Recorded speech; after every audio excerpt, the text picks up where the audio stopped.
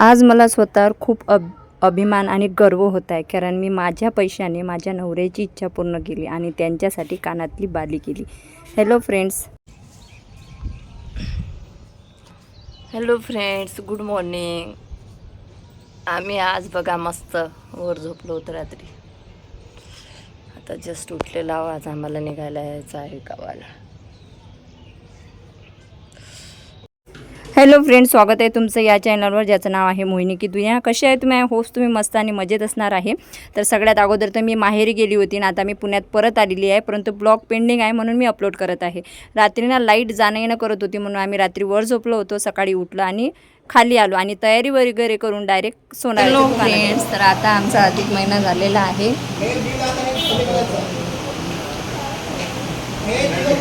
बघा, अधिक महिना करायसाठी सोनाराच्या दुकानात आलेला आहोत.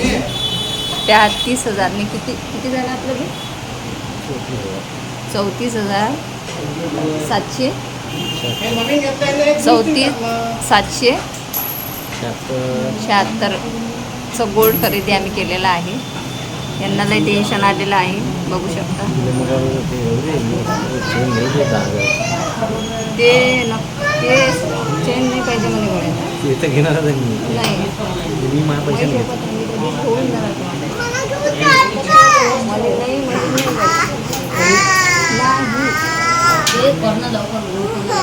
कसं आहे, नवरा बायकोच्या इच्छा पूर्ण करतो, पण बायकोनेही नवऱ्याच्या भावना समजून घ्यायला हव्यात. आज माझ्या नवऱ्याचा अधिक महिना मीच केलेला आहे, कारण पप्पा असते तर त्यांनी नक्कीच काही ना काही केलं असेल आणि आईची अशी परिस्थिती नाही आहे की ती हे काही करू शकेल.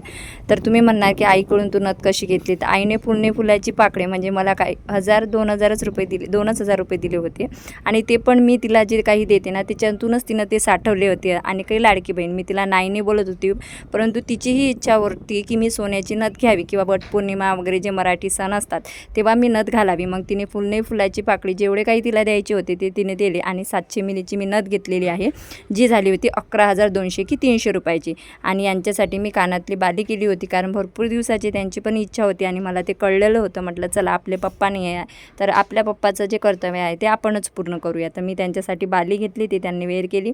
आईने मला नथीसाठी पैसे घेतली, तसं म्हटलं तर नथ मी माझ्याच पैशाने घेतलेली आहे. याच्यामुळे सांगत आहे, नाही तर मग अजून जे असतात आपले भाऊभाजे त्यांना असं वाटणार की बाबा मुलीला देते आम्हाला देत नाही, म्हणून मी या व्हिडिओ थ्रू तुम्हाला सांगत आहे.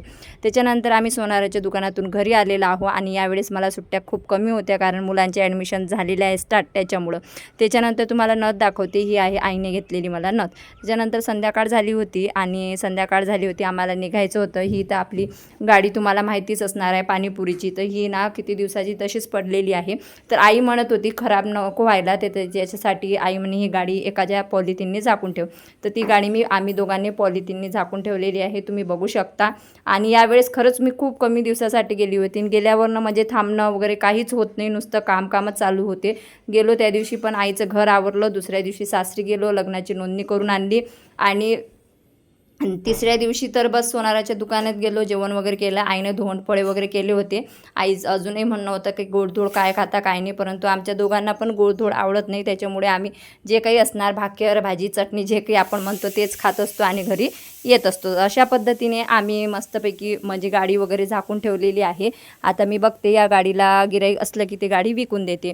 तर कसं आहे, आधी तरी नवरा हे नव्हता करत, परंतु आता तो व्यवस्थित राहतो. त्याच्यामुळे मला असं वाटते की बाबा त्याच्या पण इच्छा पूर्ण झाल्या पाहिजे. जसं तो माझी इच्छा पूर्ण करतो तर माझं पण कर्तव्य आहे की त्यांच्या इच्छा पूर्ण करायला पाहिजे. बाकी तुमचं काय मत आहे ते कॉमेंट बॉक्समध्ये नक्कीच मला तुम्ही सांगू शकता.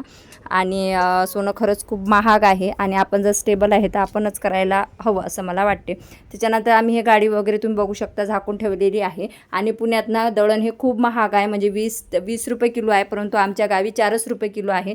त्याच्यामुळे मी जेव्हा कधी जाते ना तेव्हा आई मला म्हणजे 10-20 किलो तरी दळण आणूनच ठेवते माझ्यासाठी.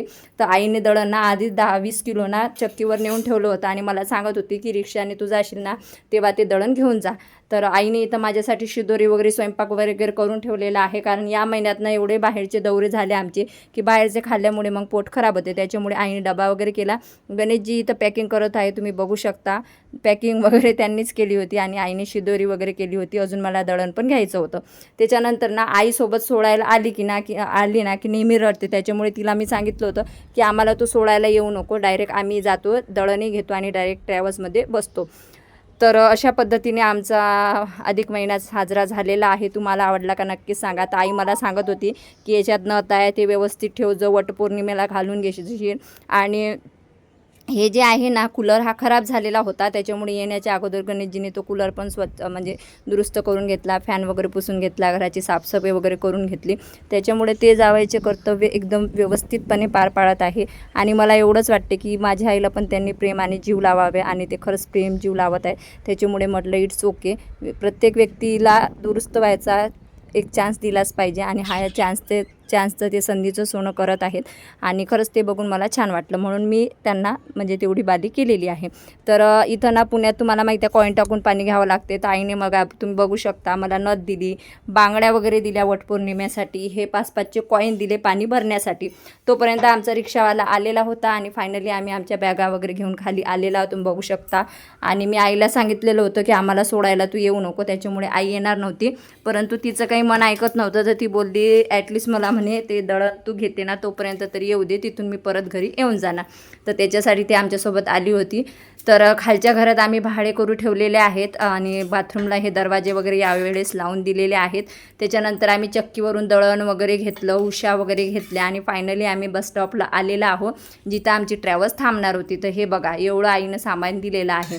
2 उशा, म्हणजे उशा ह्या माझ्याच होत्या, त्या उशा यावेळेस आणलेल्या आहेत आणि दळण वगैरे घेतलेलं आहे. आणि फायनली आम्ही ट्रॅव्हल्समध्ये बसलो आणि आमचा प्रवास चालू झाला. त्याच्यानंतर एका ठिकाणी गाडी थांबली होती. मस्त आईच्या हातची शिदोरी होती, तुम्ही बघू शकता. मस्तपैकी तिने चपात्या, पापड, ठेचा वगैरे दिलेला होता. आणि भाजी मी तिला सांगितली होती की भाजी काही देऊ नको, भाजी आम्ही घेऊ. तर इथं आम्ही मटकी फ्राय असते ना ते भाजी सांगितली होती आणि जेवण करायला बसलेलं आहो. आणि नेमकं जेव्हा गाडी थांबायची होती ना तेव्हा स्वराज थांबलेला होता. तर त्याच्यामुळे स्वराज काही इथं जेवायला नव्हता, परंतु तो झोपलेला होता. तर त्याला बाजूच्या म्हणजे खुर्चीवर झोपून दिलेलं होतं आणि आम्ही इथं जेवण करत आहे. तर आमचा तर अधिक महिना असा साजरा झालेला आहे. बाकी तुम्हाला काय वाटते तर कॉमेंट बॉक्समध्ये नक्की सांगा. मस्तपैकी आईने गरमागरम म्हणजे पोळ्या, त्याच्यात कांदा पण दिलेला होता, हिरवी चटणी पण दिलेली होती, काय आणि तिळाची पण चटणी, शेंगदाण्याची चटणी, अशा तिने सगळ्या काही मिक्स करून इथं दिलेल्या होत्या, तुम्ही बघू शकता. तर या तुम्ही पण जेवण करायला, आम्ही तर जेवण करतच आहे. त्याच्यानंतर मस्तपैकी आईस्क्रीम घेतलेली आहे. व्हिडिओ आवडल्यास लाईक करा. भेटूया नेक्स्ट व्हिडिओमध्ये. बाय.